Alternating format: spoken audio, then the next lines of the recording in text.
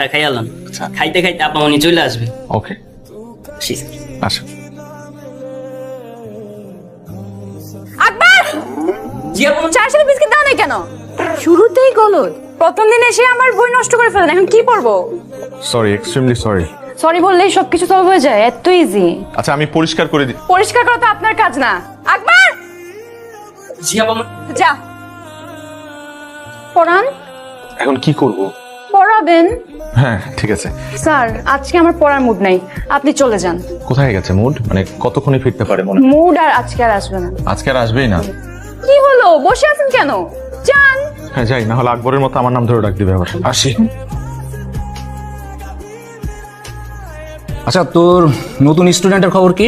ভালো না, মনে হয় না স্টুডেন্টের বেশি দিন পড়াইতে পারবো। কেন? 2 দিন হয়ে গেছে, এখনো বই খুলতে পারি নাই। এটা পড়তেই চায় না, পিচ্ছি কিন্তু ধান না মরিচের মতো। কথার কি জাজ ওরে বাবা। আপনি 6 মিনিট 37 সেকেন্ডস লেট। 6 মিনিট কত সেকেন্ড? 6 minute 37 seconds. ঘড়িটার ব্যাটারি নষ্ট হয়ে গেছে তো তাই। ঘড়ির সাথে লেট হওয়ার কানেকশন কি? না না, ঘড়ির সাথে লেট হওয়ার কোনো কানেকশন নেই, বাসের সাথে আছে। আমি বাসে করে আসছি তো ট্রাফিক জ্যাম ছিল। বাসে? আপনার গাড়ি নেই? আমার গাড়ি থাকলে তোমাকে টিউশনি করাতাম না। তাই তো। এই মামা, মামাকে ডাকছো কেন? চলেন। কোথায় যাব? আগে চলেন, তারপর বুঝবেন। চলেন। আর তো কোথায় বসবো? এখানে। এখানে কেন বসবো? আমার এখানেই পড়তে ইচ্ছা করছে আজকে, এখানে। এইখানে পড়বে তুমি? মাই গড। এখন স্যার হিসেবে আপনার দায়িত্ব আমাকে পড়ানোর।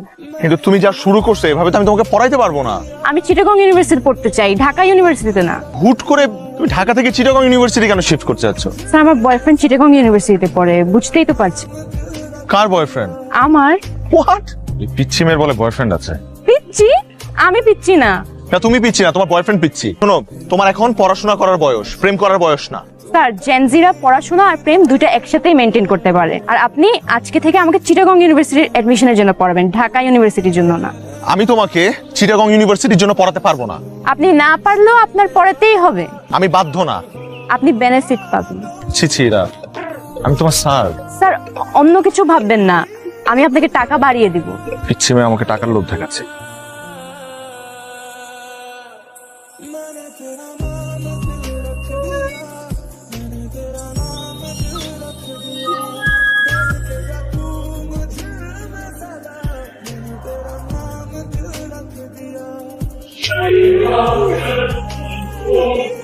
আগে দেখেন কোন একটা ভুল হচ্ছে। আর বল, কত বড় সাহস! পার্কে গিয়ে আমার মেয়েকে প্রেম নিবেদন করছে, কত বড় সাহস! এই তুমি কি, তুমি এই বাড়িতে টিউশনি করো, তুমি চাকরি করো আমাদের, তার মানে তুমি এই বাড়ির চাকর? তোমার মালিকের মেয়ের দিকে তাকাইছো, তোমার তো চোখ তুলে ফেলা উচিত। এই পুলিশে ফোন করো, পুলিশে ফোন করে ওকে ধরে দাও। ও আজকে আমার মেয়ের সাথে এরকম করছে, কালকে আরেকটা বাড়িতে গিয়ে করবে। ও যেন কোনো বাড়িতে টিউশনি করতে না পারে তার ব্যবস্থা করো। তুমি তো একদম ছোট লোকের বাচ্চা কোথাকার। প্লিজ আন্টি, আপনি আমার মা বাবাকে নিয়ে কিছু বলবেন না। খুব লাগতেছে না? এই, এই, তোমার কি ধান্দা ছিল যে এই ফ্যামিলিতে ঢুকে নিজের স্ট্যাটাসটাকে আপ করবা? ছি, ছি। ছি ছি, যাও বেরো, যাও গেট ক্লাস। আবার বসে আছে ছোট লোক কোথাকার। স্যার, জেনজিরা পড়াশোনা আর প্রেম দুইটা একসাথেই মেনটেন করতে পারে।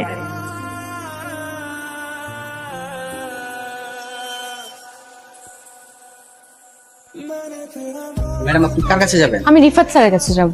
ম্যাডাম, তার পারমিশন ছাড়া তো আমি আপনাকে যেতে দিতে পারি না। আমি বেশি সময় নিব না। কি হয়েছে এখানে? রিফাত কি হয় আপনার? বয়ফ্রেন্ড? হাজবেন্ড? জি জি, হাজবেন্ড। তো রিফাতের ওয়াইফ, আপনি নিচে দাঁড়িয়ে আছেন কেন? আপনি উপরে যাবেন, আসেন। না না, আজকে না হয় না, আজ আপনি যদি ওকে একটু কষ্ট করে নিচে পাঠাতেন আমার জন্য খুবই ভালো হতো। ও,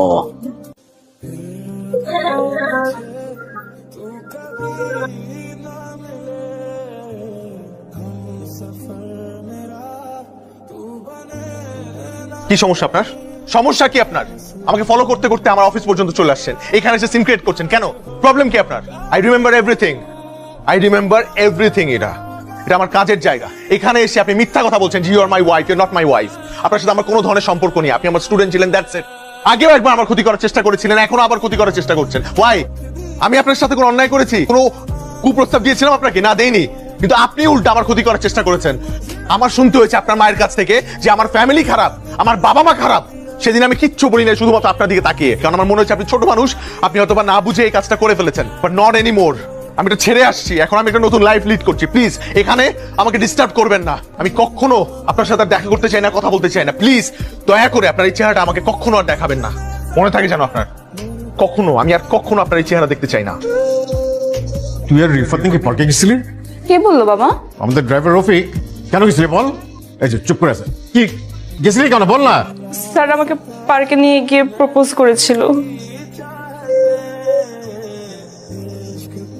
আসসালামু আলাইকুম স্যার। ওয়ালাইকুম সালাম। স্যার একটা মিনিট দাঁড়ান স্যার, আপনার একটা পার্সেল আছে।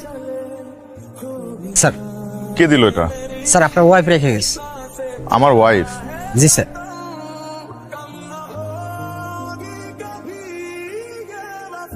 আপনি 6 মিনিট 37 সেকেন্ডস লেট। 6 মিনিট কত সেকেন্ড? 6 minute 37 seconds. আপনার তো 5টা আসার কথা।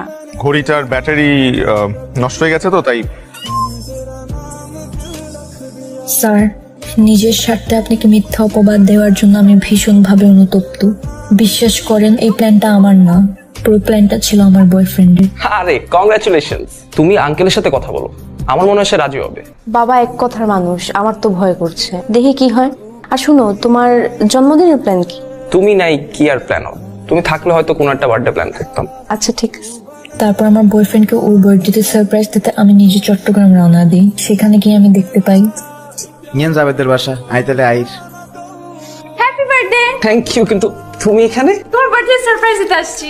না না, সেটা ঠিক আছে, কিন্তু নিচে একটা কফি শপ আছে, খুব ভালো। তুমি এখানে 10 মিনিট বসে, আমার একটা ফ্রেন্ড আসছে, তোদের জাস্ট বিদায় দিয়ে আমি চলে আসতেছি। নিচ্ছে কি আসছে? আমি ইরা। আর তুমি? আমি শান্ত। তোমার এক্স? কি এক্স? আমি তোর প্রেজেন্ট গার্লফ্রেন্ড। তুমি প্রেজেন্ট গার্লফ্রেন্ড হলে আমি কি? প্লিজ 10 মিনিট নিচে ওয়েট করো, আমি পৌঁছছি। তুমি কি বুঝাবা? ইরা, তুমি বুঝাচ্ছ? সেখান থেকে মন খারাপ করে যখন ঢাকার উদ্দেশ্যে ব্যাক করি, তারপর বাসা আসার পর অনেক দিন আমার মন খারাপ থাকে। কি রে, 2 দিন ধরে দেখছি এরকম একলা একলা বসে থাকিস কেন সারাক্ষণ? নে খাবার নিয়ে আসছি, খা। না খাবো। কি হলো তোর, কেন খাবি না? আরে খা, খেয়ে নে, খেয়ে নে। খাবো না, যাও না। আশ্চর্য। মন খারাপের মাঝে একদিন ফেসবুক স্ক্রল করতে গিয়ে দেখতে পাই আপনাকে টিউশন মিডিয়া থেকে ব্যান করা হয়েছে। সেটি দেখার পর নিজেকে আরো বড় অপরাধী মনে হতে থাকে। তারপর টিউশন মিডিয়াতে যাই, গিয়ে ওদেরকে সত্যটা বলি। বিশ্বাস করেন, এখানে রিফাত স্যারের কোনো দোষ নেই, সব দোষ আমার। I am very sorry about everything.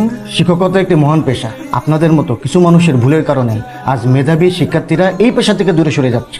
চিরং ইউনিভার্সিটিতে ভর্তি হতে চেয়েছিলে কেন? আমার অনেক ইচ্ছা ছিল চিটাগং ইউনিভার্সিটিতে পড়ার। তো আমাদের বলিস না কেন? আমি অনেকবার ট্রাই করেছি বলার, কিন্তু তোমরা তো কখনো বুঝোনি। তাই বলে রিফাতের নামে একটা মিথ্যা অপবাদ দিয়ে ওকে ছোট করবা? তুমি জানো রিফাতকে যে এজেন্সি থেকে আমরা হায়ার করছিলাম, তারা ফোন করে আমাকে অপমান করছে। বারবার জানতে যাচ্ছে রিজনটা কেন করলো এরকম। অ্যান্সার করো। তোমাদের একটা সমস্যা কি জানো, যে কোনো একটা ঝামেলার মধ্যে পড়লে জাস্ট সাইলেন্ট হয়ে থাকো। আর এই যে তুমি, হ্যাঁ, তোমার আজকাল পেয়ে পেয়ে ওরা সবাই এখন যে যার মতো ইচ্ছা তাই করছে। শোনো, আমার একটা ক্লিয়ার কথা বলে দেই, এই মেয়ে ঢাকা ইউনিভার্সিটিতে পড়তে হবে। আর যদি ঢাকা ইউনিভার্সিটিতে চান্স না পায়, তাহলে ওই যে বাসা পাশে ডিগ্রি কলেজ আছে ওইখানে পড়বে। দিস ইজ ফাইনাল, ওকে? বাবার কথা অনুযায়ী ঢাকা ইউনিভার্সিটির এডমিশন টেস্টের জন্য পড়াশোনা স্টার্ট করি। পড়াশোনার ফাঁকে ফাঁকে আপনাকে ফোনে ট্রাই করি। এর একটা কথা মনে রাখবে, পড়ালেখা মানে জীবনের জন্য প্রস্তুতি গ্রহণ করা নয়।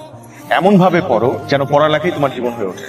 আপনার দেওয়া উপদেশটা মেনে আমি ঢাকা ইউনিভার্সিটিতে চান্স পেয়েছি। বিশ্বাস করেন স্যার, সেদিন হঠাৎ করে বাসের জানালায় আপনাকে দেখি। এরপর থেকে ফলো করা শুরু করি। আপনাকে বিরক্ত করার কোনো ইচ্ছেই ছিল না আমার।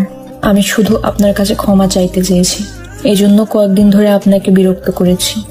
আমি কথা দিচ্ছি স্যার, আপনি আমাকে ক্ষমা করে দিলে আমি আর কোনোদিন আপনার সামনে আসবো না বা বিরক্ত করব না। আপনি যদি আমাকে ক্ষমা করে দেন, তাহলে আগামীকাল বিকেলে আপনার সাথে আমি দেখা করতে চাই। তুমি আমাকে বলেছিলে যে আমি তোমাকে ক্ষমা করে দিলে তুমি আমার আশপাশে থাকবে না কখনো। জি। আর যদি ক্ষমা না করি? তাহলে পাশে পাশে থাকবো। কতদিন? সারা জীবন। Is it a promise? More than a promise.